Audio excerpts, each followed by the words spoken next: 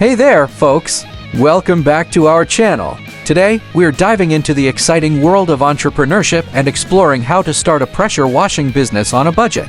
So, let's get started. First things first, you'll need a pressure washer. You can find some great options in the $200 to $300 range, which is a pretty reasonable investment. Next, you'll need some soap and detergent. Look for a good quality soap that won't harm your surfaces. Now, let's talk about marketing.